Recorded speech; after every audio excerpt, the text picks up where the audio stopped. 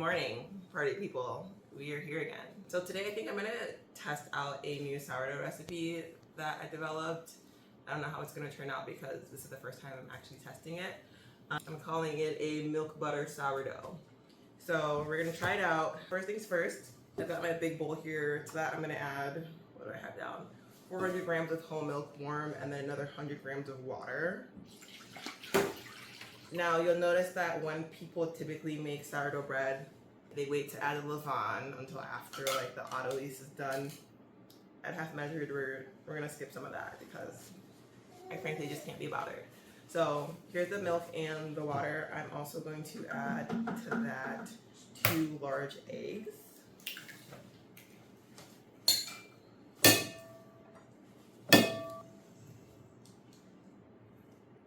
It would have been wise for me to grab a separate container to first pack this into to ensure I don't get shells, but here we are.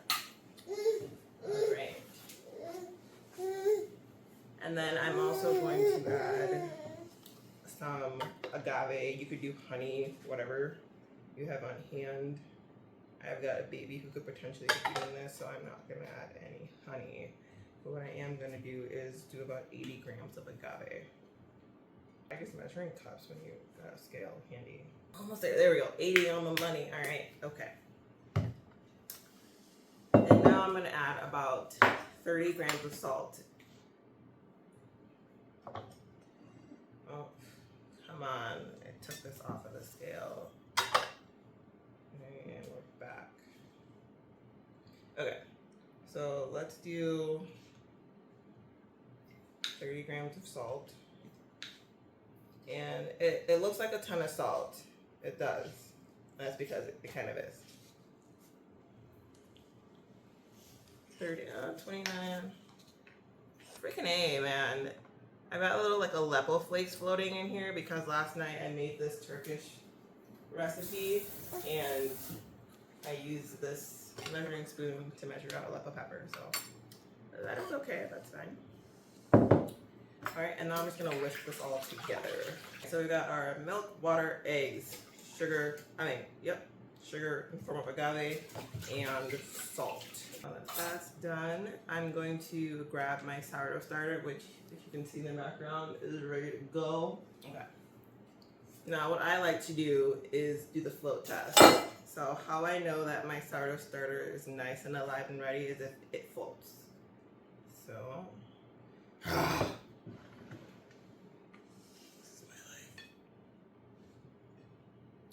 Alright, we're gonna go back and forth with this scale here, guys. I bake by weight and I just don't feel the need to use measuring cups all the time. So I want 200 grams of starter. 100% hydration. Alright, off the scale again. Move that on over. Okay, and I'm just gonna whisk, whisk, whisk. This is gonna save you time on the back end. I mean, the difference in your loaf in terms of whether you wait to add your starter until after the autolyse, to me is negligible. Okay, we're going back here on the scale, and I'm going to add 1,000 grams of bread flour. Ideally, I would have wanted to add 800 grams of bread flour, 200 grams of all-purpose. I don't have all-purpose flour right now, so this is what we're gonna do.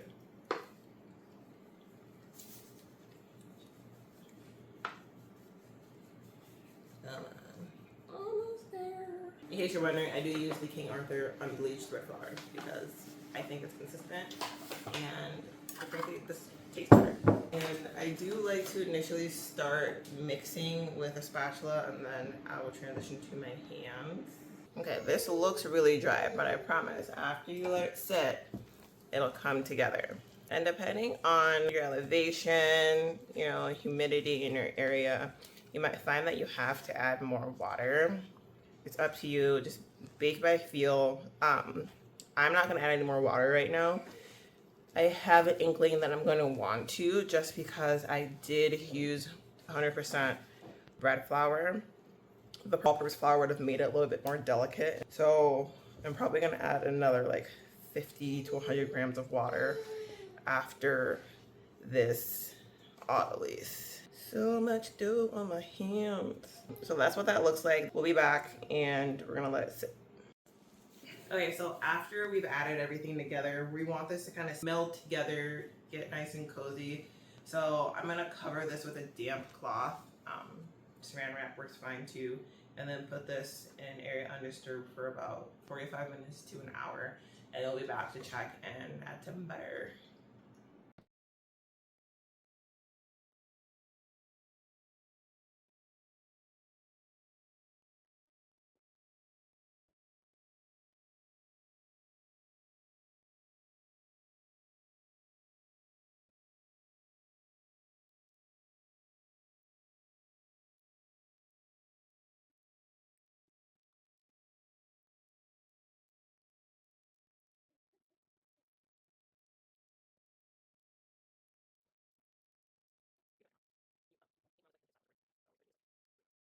All right, so this is what we're working with after the butter has been fully incorporated. It's still gonna look really tacky, really sticky, really uneven, but it'll get nice and velvety and really worked in as we move on to our stretch and folds.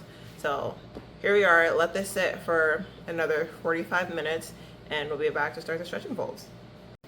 Okay, so we're back. It's been about an hour. So at this point in time, your dough should look something like this. The dough is not uniform in texture, so right now we're gonna start our series of stretch and folds. I like to do this until the dough has increased in size about 75%. You don't wanna do it double in size because counter to what a lot of people say, like your dough just overproofed at that point. So starting off, I'm gonna take a wet hand and put my hand underneath one edge. I'm gonna stretch it and fold it up and over. I'm gonna turn my bowl another quarter degrees, 90 degrees. Would it be 90 degrees? Yeah, and do the same thing. All right, good morning. We're back. This is day 2. You know, if you're gonna hear my baby, it's because he's playing in the background. I have to be holding a selfie in a random cord. All right, so it's the next morning.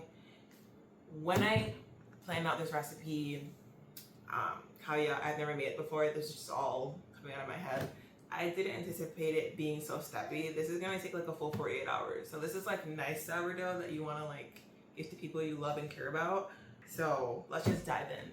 What I've done is I've taken the dough out of the fridge, right? It did its cold rise overnight. I'm gonna wanna shape it and do the second proofing. Yes, I also didn't realize I would have to proof twice, but as I was thinking about it laying in bed last night, I was like, okay, there's so much fat in here. It rose to 75%, but I still need to shape it, and it's gonna have to rise again, and it's gonna take a comparable amount of time to rise to fill the pan. So I'm like, yeah, it's gonna take about 48 hours, or just shy of. So back to the story. I took this out of the fridge. I'm going to shape it and do the second proofing. What I've done is I've just taken a kitchen scale wrapped in saran wrap because I want to try to get these lobes as even as possible. Let's get started. I don't like to work on a floured surface. It's just personal preference. But you do want your dough to be cold. It being so fatty makes it easier to work with. I'm just gonna like pull out everything from here. You're gonna notice that there's some condensation on the bowl. That's fine. Using a bench scraper, I'm going to divide these into 2 equal portions. So that's clocking in at 994 grams. This is clocking in at 1,064. Okay, math. 11, 17, 961. Gosh. 18, 1057. Close enough. Okay, and then from there, I want to divide this into 8 equal portions, right? You know, there's probably a smarter way I could have done this. That's 1. So I'm aiming for about 300, or for about 200 grams. Nope. 192. 4, close enough. 207. Come on. You know, I've had this scale for like 10 plus years. What? Why is that so heavy? Jeez.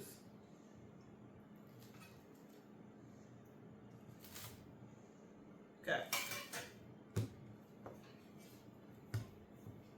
I should have probably just portioned these into like 100-gram portions because now I'm just annoyed at how long this is taking. You know what? Just eyeball it. Just eyeball it because I can't be bothered. Like, I'm not doing this for the second loaf. It's not. 2, 4, 6.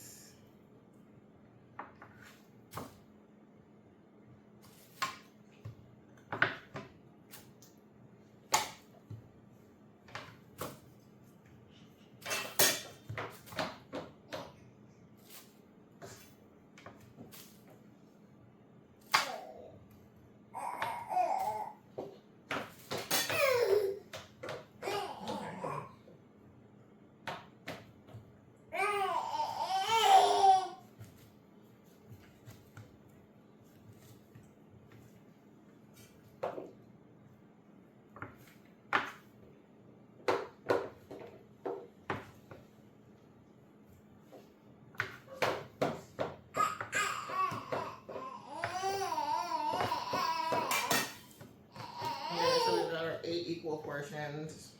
And what I like to do is just get it into a nice ball. It doesn't have to be cute, you know, just nice and smooth. The dough is cold, remember, so it's not gonna be super sticky. I don't feel the need to use flour. I just don't. My child is trying to give the cat butter. I'm using a Pullman pan. I'm just going to sit these in here nice and cozy. Can I only get 6 in here? Ooh, I might be able to get another loaf out of this. Okay, so at this point in time, my child just started screaming and jump cut, here we are. Granted, I've never made this before, so this is for purely entertainment purposes only. This might suck. I put 6 instead of 8 little rounds into this Pullman pan, and then I put 4 into the standard loaf pan.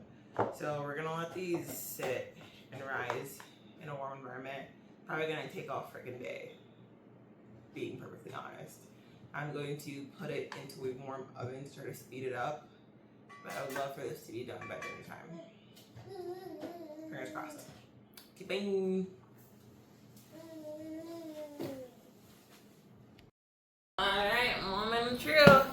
Hopefully it doesn't suck.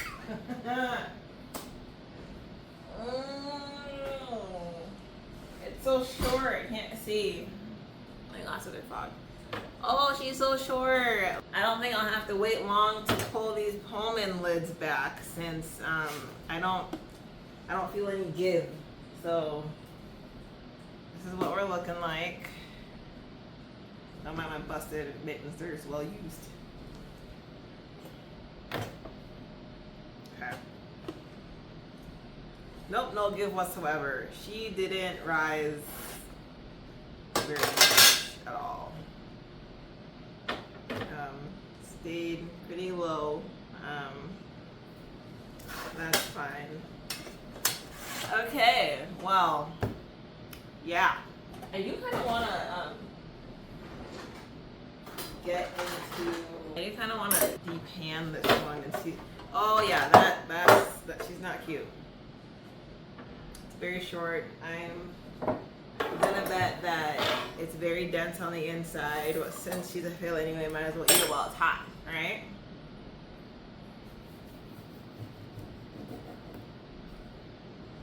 Oh yeah, she dance. She dance. Hi, yeah. She dance.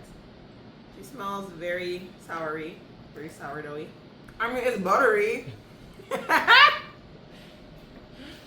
Oh my gosh. I mean, it's bread.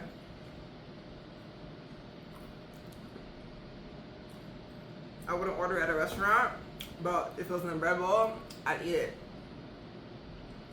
Okay. I cut myself another. Ooh, I cut myself another slice, and my husband had the rest of that first one. I mean, it tastes really good. I think a few things went wrong.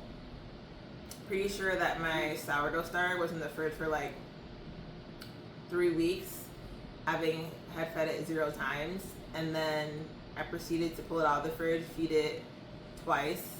On the second feed, pretty sure it was overflowing on my stove top, and then I proceeded to use it. So I think what's on it's like the back end of being overproofed, and so that contributed to this. And then the second thing, it was taking forever to do the second rise, and so I turned on my oven to keep warm setting, and I stuck it in there, and I think that the oven was just too hot, and it ended up par baking and just turned to this mess. I mean, overall, like the crumb, like it's a good texture. The crust, let me sneak over here. Overall, I mean, it's a good texture and everything. Like the crust, top and bottom, isn't too thick. It's pretty soft, you know, it's delicate. It's just a little bit too spongy for my liking. I think it's good. Final thoughts. I want more of the butter flavor to come through. It's got like a hint of tanginess, but not too much. So I can leave my mouth open because this is my house. But yeah, it's good. TBD on recipe edits, but we will try this again.